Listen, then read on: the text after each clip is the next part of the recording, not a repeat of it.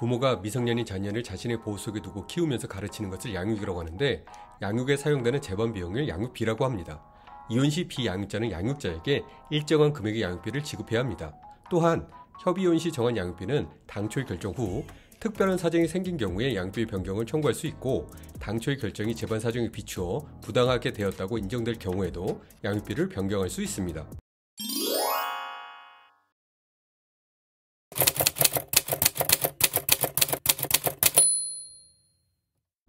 협의혼을 할 때 만 19세 미만의 미성년 자녀가 있는 경우에는 자녀의 양육자와 친권에 관한 사항을 부부가 합의해서 정하고, 그 협의서를 법원에 의무적으로 제출해야 합니다.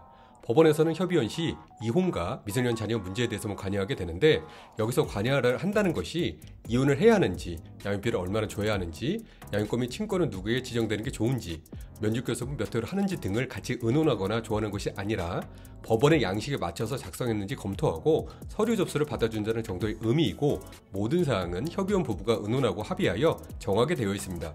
즉, 양육비에 대한 구체적인 금액은 부부가 합의로 결정할 수밖에 없는데, 자녀의 양육비에 대한 적정 금액은 각자 생각하는 바가 다르고 가정별로 사정이 천차만별이기 때문에 부부가 협의혼 시 양육비를 결정하는 데 의견 차이가 벌어져 새로운 다툼의 요소가 되기도 합니다. 양육비를 결정하는데 남들은 양육비를 어떻게 결정하고 양육비를 얼마나 지급하는지를 참조하고 싶다면 법원에서 정한 양육비 산정기준표를 참고하실 수 있습니다. 양육비 산정기준표는 가정법원에서 재판이혼을 진행할 경우 양육비에 대한 가이드라인으로서 역할을 하는데, 이 표를 기초로 부모의 소득, 자녀의 나이, 부모의 재산, 자녀 수, 자녀의 질병 유무, 교육 환경 등 여러 요소를 참조하여 양육비를 판결하게 됩니다. 양육비 산정기준표가 절대적인 해답은 아니겠지만, 양육비를 결정하는 데 서로 의견의 편차가 크거나 전혀 감을 잡을 수 없는 경우 유용한 자료가 될 수 있으니 양육비 산정기준표와 이에 따른 양육비 계산을 참조하시면 됩니다.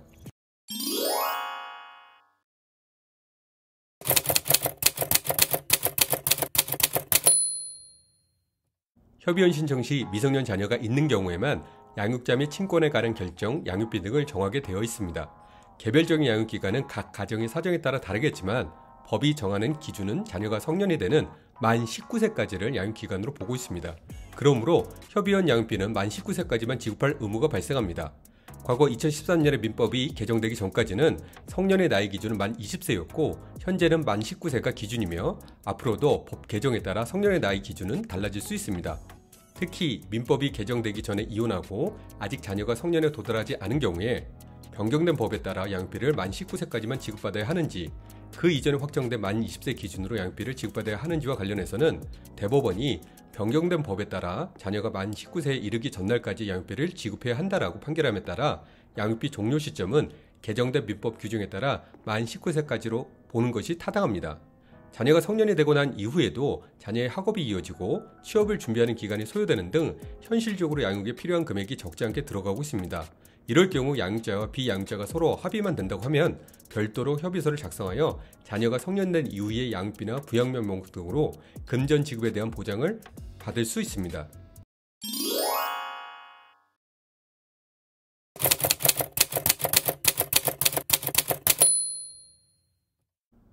양육비 이행 확보 및 지원에 관한 법률 약칭 양육비 이행법은 미성년 자녀를 직접 양육하는 부 또는 모가 미성년 자녀를 양육하지 아니하는 부 또는 모로부터 양육비를 원활히 받을 수 있도록 양육비 이행 확보 등을 지원하여 미성년 자녀의 안전한 양육 환경을 조성하는 목적으로 2021년 7월에 시행되었습니다.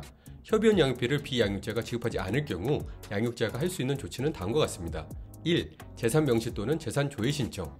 2. 양육비 지급 명령 신청. 3. 양육비 담보 제공 명령 신청. 4. 양육비 이행 명령 신청.